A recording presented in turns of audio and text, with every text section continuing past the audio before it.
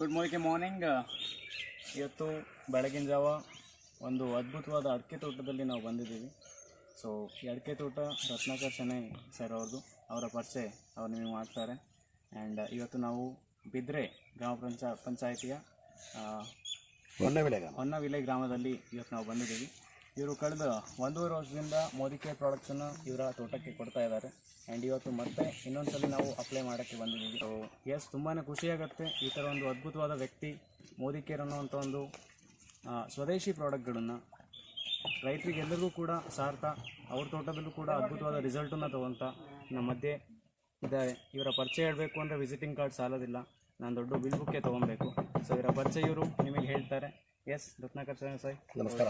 ರೈತ ಇತ್ತೀಚಿನ ದಿನಗಳಲ್ಲಿ ರಾಸಾಯನಿಕ ಗೊಬ್ಬರವನ್ನು ಹಾಕ್ತಾ ತನ್ನ ತೋಟದ ಫಲವತ್ತತೆಯನ್ನು ಹಾಳು ಮಾಡ್ತಾ ಹೋಗ್ತಾ ಇದ್ದೀವಿ. ನನಗೂ ಕೂಡ ಅದರ ಅನುಭವ ಆಯಿತು.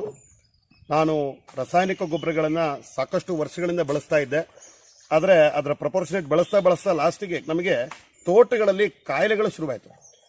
ಏನು ಹರಳು ಬರ್ತಾ ಇದೆ, ಹರಳು ಅಂತ ಹೇಳಿದ್ರೆ ಏನು ಅಡಿಕೆಯ ಮೊದಲನೇ ಫಸಲು ಬರುತ್ತೆ, ಆ ಹರಳುಗಳು ಸೆಕೆಗಾಲದಲ್ಲಿ ಉಳಿಯೋದೇ ಇಲ್ಲ, ಎಲ್ಲವೂ ಕೂಡ ಉದುರ್ತಾ ಇತ್ತು. ಮಳೆಗಾಲದಲ್ಲಿ ಅಥವಾ ಒಂದು ವರ್ಷ ಆದಮೇಲೆ ಹಿಡಿಮುಂಡಿಗೆ ರೋಗ ಸಾಕಷ್ಟು ಬಾಧಿಸ್ತಾ ಇತ್ತು. ಈ ಸಂದರ್ಭದಲ್ಲಿ ನನಗೆ ಯಾರೋ ಸ್ನೇಹಿತರು, ನಮ್ಮ ವಿನ್ಸೆಂಟ್ ರಾಡ್ರಿಕ್ಸ್ ಅವರು ನನಗೆ ಇದರ ಪರಿಚಯವನ್ನು ಮಾಡಿಸಿದ್ರು. ಕಳೆದ 1.5 ವರ್ಷಗಳಿಂದ ನಾನು ಇದನ್ನು ಬಳಸ್ತಾ ಇದ್ದೀನಿ. ಈಗೇನು ಸರ್ ಹೇಳಿದ್ರು ಅದೇ ಪ್ರಕಾರ ನಾವು ಪ್ರಪೋರ್ಷನೇಟನ್ನು ಬಳಸ್ತಾ ಇದ್ದೀವಿ.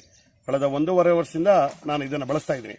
ನನಗೆ ಹಿಂದೆ ಸುಮಾರು ನನ್ನ ತೋಟದ ಒಟ್ಟಾರೆ ಒಂದು 4 ಕ್ವಿಂಟಾಲ್ ಅಷ್ಟು ಮಾತ್ರ ಅಡಿಕೆ ಬರ್ತಾ ಇತ್ತು, ಬಾಕಿ ಎಲ್ಲ ಉದುರು ಹೋಗ್ತಾ ಇತ್ತು, ಹಿಡಿಮುಂಡಿಗೆ ರೋಗ ಬರ್ತಾ ಇತ್ತು. ತೋಟದಲ್ಲಿ 20-30 ವರ್ಷ ನಾವು ಮನೆ ಮಕ್ಕಳ ತರ ಗಿಡಗಳನ್ನ ಬೆಳೆಸ್ತೀವಿ.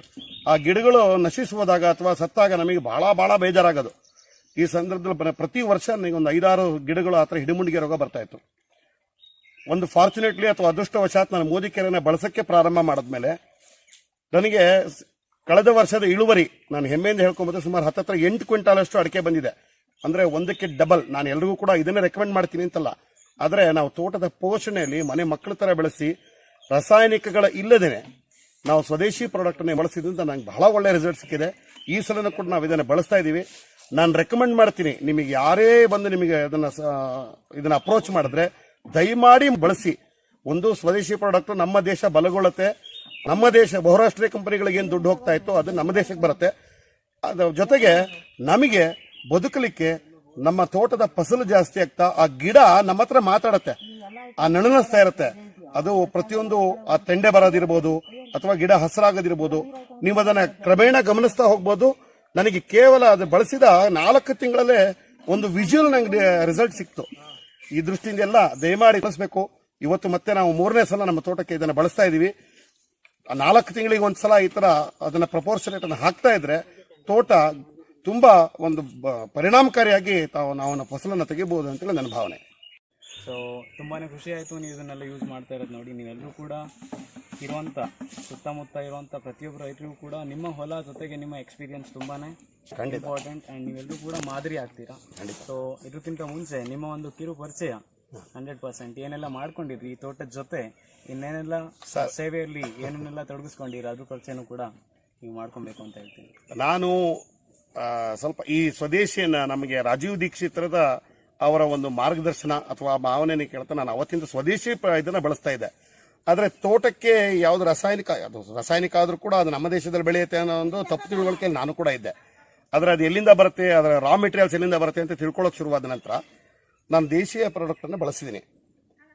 ಇದರ ಹಿನ್ನೆಲೆ ನಾನು ಸ್ವಲ್ಪ ಸಂಘದ ಸ್ವಯಂ ಸೇವಕನ ಕೆಲಸ ಮಾಡಿದ್ದೀನಿ ಬಹಳ ವರ್ಷಗಳಿಂದ. ಕಳೆದ 30 ವರ್ಷಗಳಿಂದ ನಾನು ಬಿಜೆಪಿಯಲ್ಲಿ ಒಂದು ರಾಜಕೀಯ ಪಕ್ಷ, ಆ ರಾಜಕೀಯ ಪಕ್ಷದಲ್ಲಿ ಗುರುತಿಸ್ಕೊಂಡಿದ್ದೀನಿ. ಈಗ ಪ್ರಸ್ತುತ ನಾನು ಶಿವಮೊಗ್ಗ ಗ್ರಾಮಾಂತರದ ಬಿಜೆಪಿಯ ಅಧ್ಯಕ್ಷನಾಗಿ ಕೆಲಸ ಮಾಡ್ತಾ ಇದ್ದೀನಿ. ಸಾಮಾಜಿಕವಾಗಿ ನಾವು ಸಾರ್ವಜನಿಕರ ಜೊತೆಗೆ ಸಹಜವಾಗಿ ಬೆರೆಯುವಂಥದ್ದಿರುತ್ತೆ. ಸಾಕಷ್ಟು ಜನ ರೈತರು ನನಗೆ ಇರತಕ್ಕಂಥ ಗ್ರಾಮೀಣ ಪ್ರದೇಶದಲ್ಲಿ 100% ರೈತರು ಅಂತ ಹೇಳ್ಬೋದು. ಅಷ್ಟರ ಮಟ್ಟಿಗೆ ಒಂದು ಇದಿದೆ. ನಾನು ಎಲ್ಲರಿಗೂ ಕೂಡ ಇದನ್ನ ಪ್ರಚಾರ ಮಾಡ್ತೀನಿ. ಇದು ಒಂದು ರೈತರನ್ನ ಅವರ ಆರ್ಥಿಕ ಪರಿಸ್ಥಿತಿ ಸುಧಾರಿಸೋದ್ರ ಜೊತೆಗೆ ಅವ್ರಿಗೂ ಕೂಡ ಇದರದೊಂದು ಬಿಸ್ನೆಸ್ ನ ಮಾಡ್ಯೂಲು ಕೂಡ ನಾನು ಪರಿಚಯ ಮಾಡಲಿಕ್ಕೆ ಅಂತೇಳಿ ನಾನು ಈ ಸಲ ಅದನ್ನ ಸಮರ್ಪಣೆ ಮಾಡ್ಕೊಂಡಿದ್ದೀನಿ. ಖಂಡಿತ ನಮ್ಮ ವಿನ್ಸೆಂಟ್ ಅವ್ರ ಜೊತೆಗೆ ನಾವು ಹೇಳಿದ್ವಿ ವಿಸ್ತಾರಕ್ಕೆ ಅಂತೇಳಿ ನಮ್ದು ಯೋಜನೆ ಮಾಡ್ತಾ ಇದೀವಿ. ನಾವು ಅದೇ ತರ ವಿಸ್ತಾರಕ್ಕಾಗಿ ಬೇರೆ ಬೇರೆ ಭಾಗಗಳಿಗೆ ಹೋಗಬೇಕು, ಇದರ ಪರಿಚಯವನ್ನು ಎಲ್ರಿಗೂ ಮಾಡಬೇಕು. ರೈತ ಈ ದೇಶದ ಬೆನ್ನೆಲುಬು. ರೈತ ಆರ್ಥಿಕವಾಗಿ ಗಟ್ಟಿ ಆದ್ರೆ ಈ ದೇಶ ಆರ್ಥಿಕವಾಗಿ ಸಬಲತೆಯನ್ನು ಪಡೆಯುತ್ತೆ.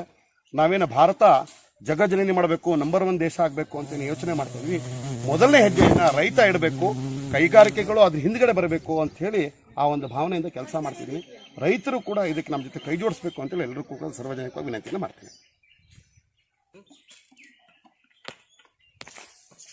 ಸ್ನೇಹಿತರೆ ಹಾಗೂ ನನ್ನ ಎಲ್ಲ ರೈತ ಬಂದರು, ನೀವು ನೋಡಿದ ಹಾಗೆ ಇವರ ರಿಸಲ್ಟ್ ಕೇಳಿದ್ರಿ, ಇವರ ಎಕ್ಸ್ಪೀರಿಯೆನ್ಸನ್ನು ಕೇಳಿದ್ರಿ.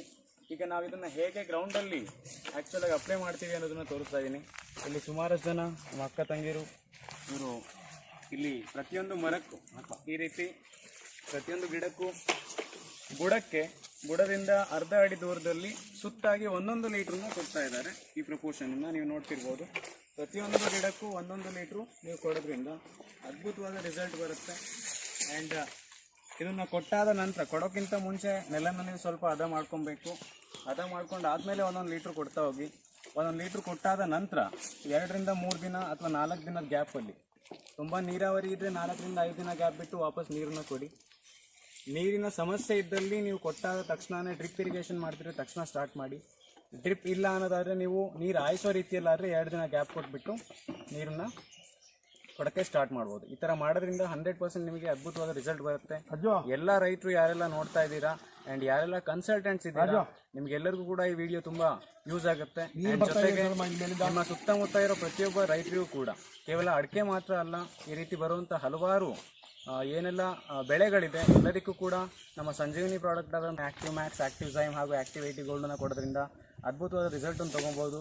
ರಾಸಾಯನಿಕ ಗೊಬ್ಬರಗಳನ್ನು ನಿಲ್ಲಿಸ್ಬೋದು. ಅಲ್ಟಿಮೇಟ್ಲಿ ಮುಂದಿನ ಪೀಳಿಗೆಗೆ ಬೇಕಾಗಿರುವಂಥ ಒಂದು ಅದ್ಭುತವಾದ ಆರ್ಗ್ಯಾನಿಕ್ ಪ್ರಾಡಕ್ಟ್ಸ್ಗಳನ್ನು ಇಲ್ಲಿಂದ ನಾವು 100% ಅವ್ರಿಗೆ ಕೊಡ್ಬೋದು. ಜೊತೆಗೆ ಈ ಭೂಮಿಯನ್ನು ಉಳಿಸೋವಂಥ ಕೆಲಸನ ಮಾಡ್ತಾ ಇದೆ. ಏನು ಭೂಮಿಗಳು ಹಾಳಾಗಿಬಿಟ್ಟಿದೆ ರಾಸಾಯನಿಕ ಗೊಬ್ಬರಗಳಿಂದ, ಏನು ಕೆಳಗಡೆಯಿಂದ ಮುಂಚೆ ಏನು ಭೂಮಿಯಲ್ಲಿ ಎರೆಹುಳಗಳು, ಹುಳ ಉಪ್ಪಟ್ಟೆಗಳೆಲ್ಲ ಏನೆಲ್ಲ ಇರ್ತಾ ಇದ್ವು, ಈಗ ನಾವು ಪಾಯ್ಸನ್ ರೂಪದಲ್ಲಿ ಒಂದಿಷ್ಟು ರಾಸಾಯನಿಕ ಗೊಬ್ಬರಗಳನ್ನು ಕೊಡ್ತಿರೋದ್ರಿಂದ ಅದು ಯಾವುದು ಉಳಿತಿಲ್ಲ.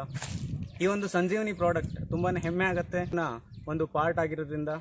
ಈ ಥರದೊಂದು ಅದ್ಭುತವಾದ ಪ್ರಾಡಕ್ಟ್ನ ಪ್ರಚಾರ ಮಾಡೋದ್ರಲ್ಲೂ ಹೌದು, ರೈತರಿಗೆ ಹೆಲ್ಪ್ ಮಾಡೋದ್ರಲ್ಲೂ ಹೌದು, ಅದೇ ರೀತಿ ನಮ್ಮ ನೆಕ್ಸ್ಟ್ ಜನ್ರೇಷನ್ಗೆ ಬೇಕಾಗಿರುವಂಥ ಒಂದು ಅದ್ಭುತವಾದ ಲ್ಯಾಂಡನ್ನು ಕೂಡ ನಾವು ಅವರಿಗೆ ಸರ್ವೈವಲ್ ಅಂತ ಅಲ್ಲ 100% ಅವರಿಗೆ ಗೋಲ್ಡ್ ಮೈನ್ಸನ್ನು ನಾವಿಲ್ಲಿ ಕೊಡ್ತಾ ಇದ್ದೀವಿ ಅಂತ ಹೇಳೋಕ್ಕೆ ತುಂಬಾ ಖುಷಿ ಆಗುತ್ತೆ.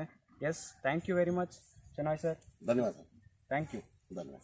30 ವರ್ಷಗಳಿಂದ ಸಮಾಜಮುಖಿ ಕಾರ್ಯಕ್ರಮಗಳಲ್ಲಿ, ಸಮಾಜಮುಖಿ ಚಿಂತನೆಗಳಲ್ಲಿ ತೊಡಗಿಸ್ಕೊಂಡು ಸಂಘದ ಕಾರ್ಯಕರ್ತರಾಗಿ ಇವತ್ತು ಏನು ನಮ್ಮ ಇವತ್ತು BJPಯ ಶಿವಮೊಗ್ಗ ಗ್ರಾಮಾಂತರದ ಅಧ್ಯಕ್ಷರಾಗಿ ನಿಜವಾಗ್ಲೂ ಅವರ ಒಂದು ಅನುಭವ ಕೇಳಲಿಕ್ಕೆ ಇಷ್ಟ ಆಗುತ್ತೆ. ಸ್ವದೇಶಿ ಏನು ನಮ್ಮ ದೇಶದ ಒಂದು ಆರ್ಥಿಕತೆಗೆ ಇದು ಕೂಡ ಒಂದು ಪೂರಕವಾಗಿದೆ ಅನ್ನೋ ವಿಚಾರವಾಗಿ ಅವರು ಅವತ್ತು ಒಪ್ಕೊಂಡಿದ್ದು. ಆನಂತರ ಇದು ಅರಳು ಉದುರೋದು ವಿಚಾರವಾಗಿ ಅವ್ರು ಹೇಳಿದ್ರು, ಅದು ಸ್ಟಾಪ್ ಆಯಿತು. ಆಮೇಲೆ ಏನು ಇಳುವರಿ ಬಗ್ಗೆ ಮಾತಾಡಿದ್ರು, ಅದು ಡಬಲ್ ಆಯಿತು. ಖಂಡಿತವಾಗ್ಲೂ ಈ ಥರದ್ದು ಒಂದು ರಿಸಲ್ಟ್ ಬಂದಿದೆ. ಹಾಗಾಗಿ ನಮ್ಮ ಶೆಣೈ ಸರ್ ಅವರ ಸ್ನೇಹಿತರು ಬಳಗ ದೊಡ್ಡದು, ಅವರಿಗೆಲ್ಲರಿಗೂ ಇದನ್ನು ಹೇಳಿ ರೆಕಮೆಂಡ್ ಮಾಡಿದ್ದಾರೆ. ಎಸ್, ನಾನು ಕೂಡ ನನ್ನ ತೋಟದಲ್ಲಿ ಕೂಡ ಇದನ್ನು ಬಳಸಿ ಒಳ್ಳೆ ರಿಸಲ್ಟನ್ನು ತೊಗೊಂಡಿದ್ದೀನಿ. ಖಂಡಿತವಾಗ್ಲೂ ಸರ್, ಸ್ವದೇಶಿ ಉತ್ಪನ್ನಕ್ಕೆ ನೀವು ಕೊಡ್ತಾ ಇರುವಂಥ ಸಹಕಾರ ಖಂಡಿತವಾಗ್ಲೂ ಇದು ನಾವೆಲ್ಲರೂ ಇದಕ್ಕೊಂದು ಚಿರಋಣಿ ಆಗಿ ಜನರಿಗೆ ಇದನ್ನು ತಲುಪಿಸುವಂಥ ಕೆಲಸಗಳು ಮಾಡೋಣ ಸರ್ ಅಂತ ಹೇಳ್ತಾ, ನಮಗೊಂದು ಅವಕಾಶ ಕೊಟ್ಟಿದ್ದಕ್ಕೆ ನಿಮಗೆ ತುಂಬ ಹೃದಯ ಧನ್ಯವಾದಗಳು.